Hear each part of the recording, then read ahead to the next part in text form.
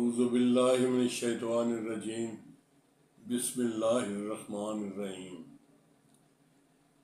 بعض دفعہ آپ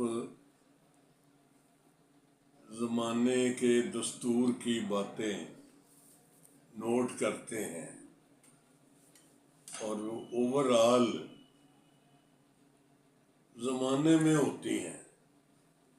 مثلاً چڑھ دے سورج نو سلام، اور جو بندے چلے جاتے ہیں یا پاور میں نہیں رہتے ان سے عدم توجہی کر جانا، یہ بھی زمانے کا دستور ہے۔ یہ میرے ساتھ یا آپ کے ساتھ نہیں، میں تو محسوس کرتا ہوں کہ ہم لوگ بھی اسی بیماری کا شکار ہیں کہ بندہ جب پاور میں ہو تو سب اس کو سلام کر رہے ہوتے ہیں، اور جب وہی بندہ پاور میں نہیں رہتا تو لوگ اس کو بلکہ یہاں تک ہے کہ سلام کا جواب نہیں دیتے۔ آپ دیکھیں یہ کیسی بات ہے۔ میں تو میرا چھوٹا بھائی جو 7th کامن میں ہے اور گریڈ 21 میں ابھی ریٹائر ہوا ہے، تو وہ کبھی زمانے کی بے وفائی یا لوگوں کی بے اعتنائی کا شکوہ کناں ہوتا ہے تو میں ان سے کہتا ہوں بھائی اس کو مائنڈ نہ کرو، یہ زمانے کا دستور ہے، چلا آ رہا ہے اور شاید ہمیشہ چلتا رہے۔ ہمارے اپنے آقا و مالک رسول کریم صلی اللہ علیہ وآلہ وسلم جن کی آل پر ہم درود بھیجتے ہیں، قرآن کریم میں لکھا ہے، ہر نماز میں ہے، اور اس کے بغیر نماز مکمل نہیں ہوتی، ہر رکعت میں ہے۔ نماز آپ نہیں چھوڑ سکتے کسی حالت میں بھی، اور اگر نماز نہیں چھوڑ سکتے تو آپ یہ بھی نہیں چھوڑ سکتے۔ تو آپ دیکھیں کیسا تضاد ہے کہ جس آل پر آپ درود بھیج رہے ہیں اور ہر نماز میں پڑھ رہے ہیں، ان کے ساتھ لوگوں نے، امت نے کیا کیا؟ رسول کریم صلی اللہ علیہ وآلہ وسلم کو پردہ پوش ہوئے، پردہ کیے، کتنا عرصہ گزرا تھا؟ آدھی صدی، بھئی پوری صدی بھی نہیں گزری۔ تو آپ دیکھیں بڑا تھوڑا عرصہ گزرا تھا، صدیوں کی بات تو بڑی لمبی چوڑی ہے۔ یعنی لوگوں نے ان کے ساتھ کیا سلوک روا رکھا، کانپ جاتا ہے بندہ سن کے، پڑھ کے، یاد کر کے۔ تو میں نے کہا بھئی اگر ان کے ساتھ یہ ہو سکتا ہے تو میں اور آپ یا ہم لوگ، ہم کس باغ کے مولی ہیں؟ ہمارا کیا مقام ہے؟ ہماری کیا حیثیت ہے؟ جو 2 جہانوں کے مالک ہیں، جن کے واسطے سے سارا سلسلہ چلتا ہے، ان کے ساتھ دیکھیں، ان کے بچوں کے ساتھ کیسا بے رحمانہ سلوک کیا۔ اور لوگوں نے حضرت علی کرم اللہ وجہہ، امام علی مقام، پہلے امام، یعنی وہ ایک دفعہ گلہ کرتے ہوئے حضرت بی بی فاطمہ الزہرا سلام اللہ علیہا سے گلہ کرتے ہوئے آپ نے کہا، انہوں نے فرمایا کہ ہمیں پتہ ہے لوگ آپ کو سب سلام نہیں کرتے۔ انہوں نے کہا سلام کرنا تو دور کی بات ہے، حالت یہ ہو گیا کہ میرے سلام کا جواب نہیں دیتے۔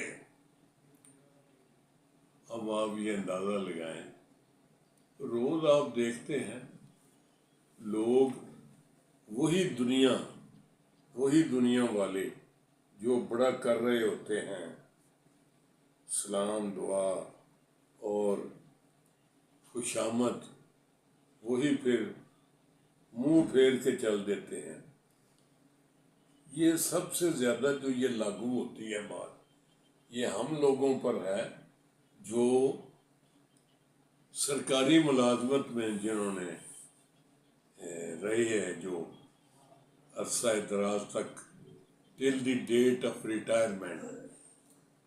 وہ دیکھیں کہ لوگ کیسے آگے پیچھے ہوتے ہیں, خوشامد کی اخیر کر دیتے ہیں, کس حد تک جاتے ہیں لوگ. اور جب آپ نوکری میں نہیں رہتے, ہم لوگ آپس میں مذاق کرتے رہتے ہیں.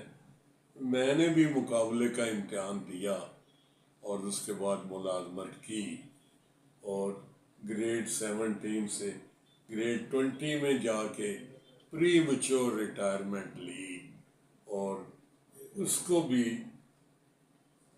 20 سال سے زیادہ عرصہ ہو گیا. اور دیکھ رہے تو ہم آپس میں دوست کو بھی بیٹھتے ہیں تو کہا کہ دیکھا ہے آپ نے کہ لوگ وہی لوگ جو آپ کو دیکھ کے کھڑے ہو جاتے ہاتھ باندھ لیتے وہی اب آپ کو دیکھ کے منہ ادھر کر لیتے ہیں کہ سلام کرنا پڑے گا. تو یہ ایک میرے ساتھ یا آپ کے ساتھ نہیں, یہ زمانے کا دستور ہے. مجھے جب میں وکالت میں نے شروع کر دی ریٹائرمنٹ کے بعد, تو 10 سال کے بعد 10 سال آپ ہائی کورٹ کا کے وکیل کی حیثیت سے کام کریں تو پھر آپ ایک ٹیسٹ دیتے ہیں. 2 ہائی کورٹ کے ججز, 2 سینئر موسٹ ججز ہائی کورٹ کے, ایک کرمنل سائڈ کا اور ایک سول سائڈ کا, وہ دونوں آپ کی اپلیکیشن پر سماعت کرتے ہیں اکٹھے بیٹھ کر اور دونوں آپ کا ٹیسٹ لیتے ہیں. پھر آپ کو اپروو کرتے ہیں, ریکمنڈیشن ہوتی ہے کہ آپ سپریم کورٹ کے لائسنس کے لیے اپلائی کر سکتے ہیں. آپ پھر پاکستان بار کونسل کی ممبرشپ لینے کے اہل ہو جاتے ہیں. تو بات لمبی ہو گئی. میں جب اس دور سے گزرا تو مجھے ایک سوال کیا ایک جج صاحب نے, سینئر جج صاحب نے, میری فائلیں اور کاغذات دیکھ کے کہ مونگا صاحب آپ بڑی بڑی پوسٹوں پہ رہے ہیں, تو اس وقت آپ گیونگ اینڈ پہ تھے, اب آپ کورٹوں میں پیش ہوتے ہیں تو آپ ریسیونگ اینڈ پر ہیں, تو کیسا محسوس کرتے ہیں؟ تو میں نے عرض کی کہ جناب والا میں سوچ سمجھ کر ادھر آیا ہوں, میں نے پریکٹس کی, میں نے اپنی یہ ایڈیپٹیبلٹی دیکھی اور اس کے مطابق میں کرتا رہا ہوں کہ یہ میں انشاءاللہ اس پہ پورا اتروں گا. اور میں اب عدالتوں میں شروع میں ہی جب میں ابھی نوکری رہتی تھی ملازمت کا کچھ حصہ باقی تھا